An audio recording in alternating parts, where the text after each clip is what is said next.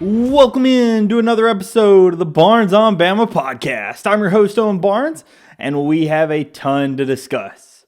First things first, I want to just give you guys a heads up. I know I mentioned that I was going to be having a special guest on this episode. Unfortunately, my guest had some technical difficulties, so we are having to push that to next week.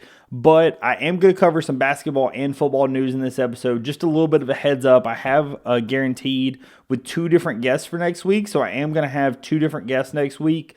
One basketball focused, one football focused. So just a little bit of a heads up. Next week we are going to have some guests on the show. So you're not just going to see from me.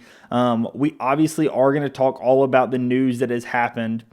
Here at the top of the show, I want to reiterate, thank you so much everyone who has joined and subscribed to the channel here recently. I know we've got a ton of new faces. We've had like 120 people since I recently signed with the Believe Podcast Network just a little over a month ago. So I'm really, really appreciative to all the new faces. As always, if you are currently not subscribed to the channel or following on Apple, Spotify, it really would help me out if you would do so. I've also been told that if you could leave a rating or review if you're watching this on Apple or Spotify, that also does really help out the channel. One last thing, as I mentioned, with me being partnered with the Believe Podcast Network, if you are listening over on Apple or Spotify and you are getting ads, just a heads up, that's all because I'm partnered with them. And so anything you do to help out the sponsors really does help me out as well. I know I get a lot of questions about what I'm wearing here on the show. I'm currently not sponsored by them, although I plan to have some partnerships with them later on in the year. I really just love their polos. This polo is from J&J Apparel. It's part of their retro collection. I have a ton of their polos. I know a lot of the ones that y'all see me wear during the show are from J&J. Michael is a good friend. I would call him an acquaintance friend of mine. We've watched basketball games together, and he's a great dude. And I really like the polos that they put out. So, like I said, that's where I got my polo. And, if you are interested, check it out. But as I mentioned, we've got some basketball and football news. I was planning to have this just be a football episode, but then some basketball news dropped that I just absolutely had to cover. So we're going to cover that here at the top, and then we'll go to the football news as we discussed. So for the basketball news, the thing that we absolutely have to discuss is Alabama's home and away splits for the SEC conference schedule have been released, along with the rest of the SEC. So I'm going to pop it up here on the screen now. If you have not seen it already. And I think that Alabama got a pretty favorable home and away split this season. For home teams, they're playing Arkansas, Auburn, Kentucky, State, Missouri, South Carolina, Tennessee, Texas, and A&M. And then for away, they've got Auburn, Florida, Georgia, LSU, State, Oklahoma, Ole Miss, Tennessee, and Vandy. Some of the big highlights that you need to be aware of. So the three teams that we got the duo for. So if you're not aware, the way the SEC does it is every team plays three teams, both home and away. So for Alabama this season, that's Mississippi State, Auburn, and Tennessee. I know Garth Glissman of the SEC conference on Twitter said something about them wanting to renew the Alabama-Tennessee rivalry. Morgan Wallen has a song about it, and they felt that that was worth being a home and home. Just also a heads up, the way that they said that they were doing it is if one team had a home game, let's say last season, and then this season it was, or 2 seasons ago, they had a home game, and then last season was a home and home, the other team is getting the home game this season. So just a little bit of a heads up. That's the way some of the scheduling is working. They're trying to be as fair as physically possible. And when it comes to the home and away splits, I know some Alabama fans are going to be upset with the fact that Tennessee is our double this season. I know some of us would have preferred, maybe a Kentucky or maybe I know Florida last season was a big one that we did have home and away. But, those are the kind of things that I would really say that those are some of the big games. When you look at the home and away splits, I think it's pretty favorable for Alabama because when you look at the away games, obviously Auburn and Tennessee are both going to be big, but those are the dual games. So, we're getting them at home and we're getting them away, so not really much you can say about that. But outside of those two games, Florida's really, Ole Miss is going to be tough with Chris Beard, but Florida's really the other team that you get on the away side that quote unquote scares you, right? That's the one where you can circle of, that's a tough away only game versus some of the teams that would have been fairly tough away only games. Arkansas and Bud Walton Arena. Alabama's done fairly well against Arkansas, but Calipari at home is never easy. Kentucky, having them only be home, that's great. Texas, I'm not sure how they're going to be this season, but having them is great. Texas A&M, obviously with Bucky McMillan, I know they've spent a lot of money on their roster. Having them only be home, I feel like you get pretty favorable having LSU, Georgia, Vandy, Oklahoma. All of those, again, Florida and Ole Miss. Florida definitely much bigger than Ole Miss, but Florida and Ole Miss being the two that you kind of have to circle as major away only games is pretty favorable, right? This is something that I think that Alabama fans should be very, very happy for. Obviously, the SEC has done what they are capable of to try to make it as fair as possible. I'll be very curious to see when the actual timing of the schedule comes out. With Alabama and Auburn both having home games, we'll be very curious to see, are both of these on Saturdays again? With the Tennessee being home and away, are both of these on Saturdays? Because, some of those games are ones that we've talked about. And I will say, credit to the SEC, it seems like they're kind of circling some of the ones that are the more popular games. I would think with how popular that Alabama-Auburn game was last season, and with it being one of the most watched games, regular season of the entire season, I would expect them to probably put it on Saturday, but I am very curious to see how the timing works out on some of those, because that obviously very much does impact the number of fans that are able to show up. If you're unaware, if you've not been to any basketball games here recently, Alabama's fan attendance for midweek games is very good. It's not like we have poor fan attendance. You're typically looking at the 11 to 13,000 range out of a 15,000 seat arena. But it's a big Saturday game like that Kentucky game, that Auburn game, that Tennessee game. If these are all weekend games, they will all be packed, right? These will all be hard sellouts. These will all be big games in Coleman Coliseum. So those are some of the ones you kind of have to pay attention to, because I do think that if Alabama is able to, get lucky and have those all be on weekends, right? And we will see when the schedule comes out and how everything shakes out with the official actual release of the schedule. But if Alabama can get those, all on weekends and, not in back-to-back weeks, right? Have the schedule kind of fall fairly favorably to where it's not super backloaded, I think that Alabama really has a very good chance of doing great things with the schedule next season. Again, there's going to be some that you have to circle. Obviously, the way that you're always going to look at it is in the SEC, you have to defend your home court. So, the plan is going to be to drop no home games. For the away games, the ones you're absolutely going to have to circle: Auburn, Florida, Tennessee, Ole Miss. Those are probably the four that I circle for the away games, just off the rip, that I really think you have to look at, because I think all four of those are going to be very, very tough to win on the road. And then, of course, I think Auburn, Kentucky, and Tennessee at home, none of those are going to be cakewalks. But I do think that, again, defending your home court is something that you just absolutely have to do if you plan to try to win the SEC. So that's what I have to say about the schedule. Obviously, there's only so much we can say until we actually figure out exactly how that goes out. Do you have back-to-back away trips? What kind of home stretches do you have? We're going to really learn more as the schedule actually fully comes out and fully tells us dates and such. But I think this is a really good thing, obviously for us to know what the schedule is so far. Again, I'm not at all upset by what I'm seeing out of the schedule for this upcoming season. I think that this is a fairly favorable schedule for Alabama.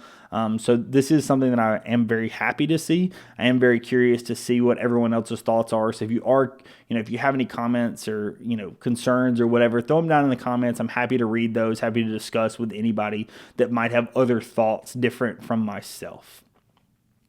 So that's really all we had to talk about on the basketball front. I know it was a little bit shorter basketball segment, but just wanted to talk about the schedule because I thought that coming out is something that we absolutely needed to discuss.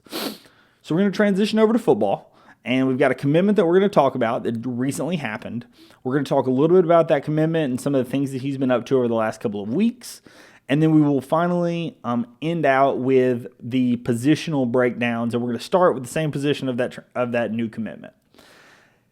And for Alabama's newest commitment is Jett Thomalla. He's a flip from Iowa State. He's originally from Omaha, Nebraska. He's currently listed as like the 10th quarterback in the country. He was recently in the Elite 11. He was originally, I believe, top 5 after day 2. He was like 18 of 20 from completed passes. And then in the 7-on-7 drills, he ended up going 14 of 21 with 4 TDs and interception. He did finish, I believe, in 10th in the Elite 11 drills, which, not insane, but not terrible. Definitely not quite as an elite of showing as Keelan Russell had last season, being the Elite 11 MVP, but definitely did show out for some of the scouts that are there. One of the things that really jumped out to most people is he just has a cannon of an arm. It's really seamless seamless power. His deep ball is really, really good. He does have above average athleticism, so he is a guy that I will be curious to see, I would not expect him to come in and compete year one like I would expect Keelan Russell to potentially do. Do I still think Ty Simpson, and we'll talk more about that because that's the position we're talking about today.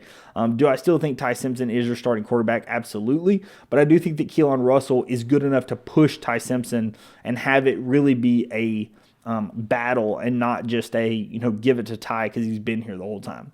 With Jett, my gut says that he is somebody that would absolutely be sitting for a couple of years, which in the current climate of college football, that scares you a little bit because I know some of these higher ranked quarterbacks often are scared off by somebody that's an existing guy on the roster. But when you look at somebody like that, he has to know that we have a guy like Keelan Russell on the roster, right? He can't be clueless. He has to know that Alabama has what they would consider their future starting quarterback already on the roster.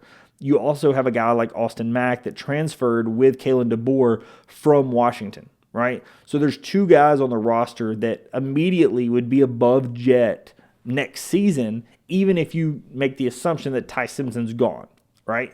And so with all that being said, that really comes into question, does Jett think he can compete, or is he understanding that, hey, you're going to have to sit a year, you may have to sit 2, and then when it's your time, obviously you'll be in the system. You've been able to develop under the quarterback tutelage of a Kalen DeBoer and a Ryan Grubb. Then it really answers the question of, what you're able to do. That's what I will be very curious to see about this when you're talking about these high 4 and 5 star quarterbacks. He's a high 4-star quarterback. Again, the number 10 quarterback in the class. When you have these guys, I am very curious to see, are they going to transfer out? I know with the transfer portal and such, quarterbacks is a little bit different of a position. That is one where oftentimes they get offers to go elsewhere just for playing time, and oftentimes that is something that's very hard for them to turn down. So that is the big question when you're looking at somebody like this. I think that long term, he's somebody that has the deep ball capability and obviously has a little bit of athleticism. And if he is a guy, he's 6'4", so he has the size that's going to have that ability to play in a pro style system and in a system that Kalen DeBoer is going to be able to do. I think that he has the ability to make those throws. The question then becomes with somebody like that, again, does he stay in the system and how does he work out? Does he continue to develop? Because he is not a plug-and-play guy. Again, like I said, where Keelan Russell, I think, is ready to compete day one. Now, is he still a freshman? Sure, but I think he's more ready to compete than a guy like Jett. So the question really becomes, is Jett capable and ready when he comes in year one? We will see. Obviously, it's a big commit to be able to flip from Iowa State. I know Alabama is very heavy on the recruiting trail right now. We will talk a lot more about that here next week and in the coming weeks. I have a couple of guys coming on to talk a lot about recruiting, talk about the different summer practices and what they're excited for this upcoming season. So if you are interested in all this recruiting news, please subscribe to the channel. We have a lot more football content coming out here soon. So again, please subscribe to the channel if you are interested. So we're going to move over, and the thing that I kind of hinted at and talked about is, previously for anybody that's been subscribed to the channel or has been watching these videos, I've talked about the defensive positions, and I've been doing position by position breakdowns, and I said that I was going to be doing both the defense and the offense. Well, we finished up the defensive side, and now it's time to move over to the offense. First things first, I want to go over the quarterback position because obviously when you look at Alabama's team this upcoming season, the biggest question mark is at the quarterback position. I think the offensive line and the receiving room are both positions of great of great talent. Those are places where Alabama, it's very clear who the guys are. And I think with the quarterback room, it's clear who the guys are. And I think most people have a pretty good assumption that Ty Simpson is your starting quarterback. But the question becomes, the allure of it, Keelan Russell. Who is he? Is he a guy that's going to be able to compete for that starting position? If you watched my episode with Joe Gaither, we talked a little bit about this. And what me and him hinted at is that our thought process, and I agree with Joe in this, is that Ty Simpson is your starting quarterback unless he gives you some reason not to be, right? I think that Ty Simpson is the starting quarterback, and I think that he is not only the starting quarterback, I think that he is good enough to keep the starting job and to be the starting quarterback throughout the season, right? I think that he has the ability to be the leader. Obviously, he's doing the things with taking the linemen out, taking the players out. I think that he is doing what it takes to be the leader on the team. I think that he also is well respected because he stayed all these years, whether it be Nick Saban leaving, whether it be the ability to transfer when a new coach comes in. He loses the starting job to Jalen Milroe. Jalen Milroe stays for another season when DeBoer comes in. Over and over and over again, Ty Simpson had the ability to leave.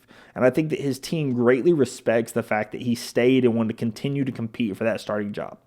I think that he also has the respect of his teammates because I think that he's just a ball guy, right? I think he's a football guy.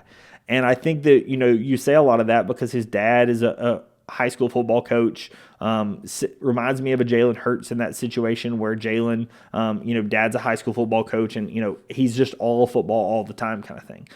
So that really, for me, it really feels like Ty Simpson has the respect of his teammates, and that goes a long way. When you're looking at Keelan Russell, it's raw talent, right? The raw talent is undeniable, right? I talked about it in the sense of Tua versus Jalen. I felt like Tua had more raw talent than Jalen, but Joe brought up a very valid point. The big difference in Tua and Jalen is at the time, Jalen Hurts was just not a polished passer, right? Jalen was mostly a running quarterback that could do one, maybe two reads, whereas Tua could go through the progressions. The difference when you're looking at Ty versus Keelan, Ty has the ability to go through those progressions, and it's not like not to say that the physical skill set isn't different, because of course it is, but it's not as vastly different as it was with Tua and Jalen, right? With Tua and Jalen, you unlocked a completely different skill set running the offense when you brought in Tua. So I don't think this is a situation where you bring in, Ty's struggling and you bring in Keelan and he immediately revitalizes and unlocks something that Ty was unable to do, right? And that's the big thing that you saw with Tua and Jalen. The reason why Nick Saban goes to Tua in that national title game is you had seen every time in mop-up duty, Tua would come in and what he was able to do passing the football and throwing the ball was just undeniable, right? It was clear that he could do things with the football in the air that Jalen just couldn't do. Now, has he developed that ability now? I mean, Jalen won a Super Bowl, for goodness sakes. Of course. But Tua was able to do things in the air with the football that Jalen just couldn't do. I do not think that the difference is that when you're looking at Ty versus Keelan. I think that Keelan has more maybe raw talent, but I think that Ty, again, is a more than capable quarterback. He has the athletic ability that surprises a lot of people. When you think about Ty Simpson, especially because he was behind Jalen Milroe, a lot of people look at him, I think because you saw like an A.J. McCarron or a Greg McElroy, those are some of the Alabama quarterbacks you think of. You don't think of a guy that really can run the ball. In reality, he's much more of a Jake Coker, right? He's much more of a guy that has that physical ability and a guy that absolutely can run the football. Alabama used him in some of the mop-up duty this last season. He was running the football quite often, actually. So it really feels like Ty Simpson was doing or can do, right? Not to say that he will do it, but he can run the football and does have that athletic ability that I think surprises a lot of people, right? It's not like he's just a statue back there behind the line of scrimmage. So, again, I think that Ty Simpson is your starting quarterback day one. I think that he unlocks your ability. I think that he also just gives you another passer that can go through the reads. And when you talked of, again, something that Gaither mentioned was something that Nick Saban talked about a lot. You don't lose games just by taking the positive yards, right? I think that what Ty Simpson is going to be able to do is what we saw for years with AJ McCarron, is what we saw for years with Greg McElroy, with Jake Coker, with all these different guys. Just keep giving positive plays.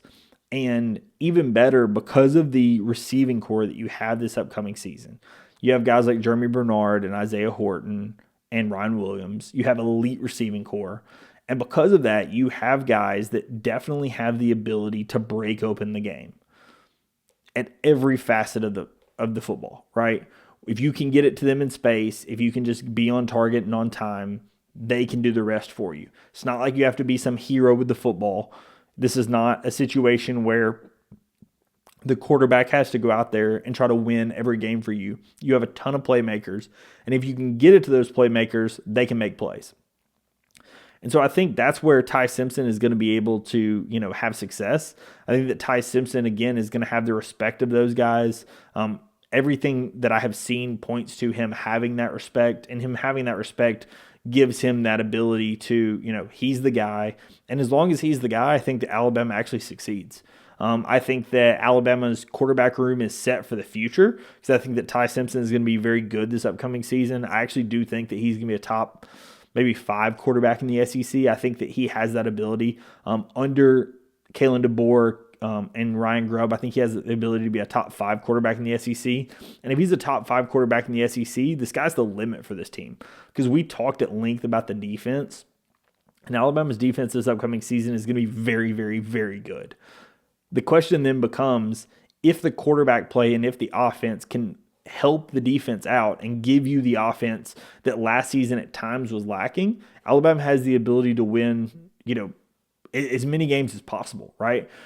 I don't want to say go undefeated, right? But definitely that ability is there, right? Will they do it? We'll see, right? But they definitely have that ability because the defense is going to be absolutely incredible. You have the playmakers out wide. You have an offensive line that's going to be one of the best in the country. And you have a quarterback room that I think has the guys that have the ability to get it to those playmakers and to give positive plays, right? That's the big thing that when you're looking at the quarterback this season is you just want them to be able to get it to the playmakers and not hurt you, right? Don't try to do too much. Don't try to cause issues. Just get it to your playmakers and let them make plays. And I think that Ty Simpson is going to be more than capable of doing that. Now, am I very excited to see what Keelan Russell is going to look like in mop-up duty and long-term in the future? Absolutely. But I think that Ty Simpson is your starting quarterback. I think the team has rallied behind that. I think the coaching staff knows that he's the guy.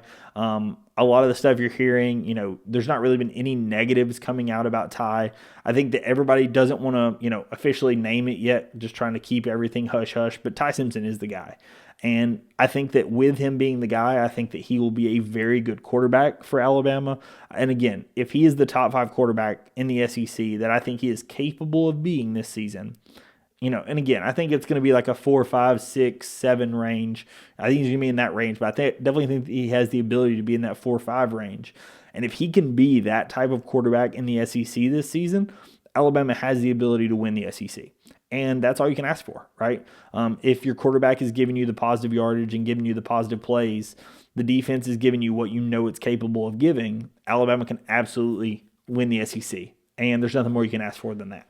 So that's what I have to say. Again, I know this is just the first position breakdown. We have a lot more information. This is by far the smallest position on the offense, so we wanted to go through them first. We will go through, obviously, the wide receiving core, the line, and we'll go through the running backs and tight ends. So just a heads up, we will go through all the positions over on the offense. But I just wanted to start this out with the quarterbacks, especially with having Jett commit here this past week, or last weekend, so to speak. Just wanted to talk about this. If you are interested in all the football content or basketball content, if you could drop me a subscribe or follow the channel, it really does help me out. Thank you so much, everyone, for watching. All your support means the world, and I will catch you in the next episode. Peace.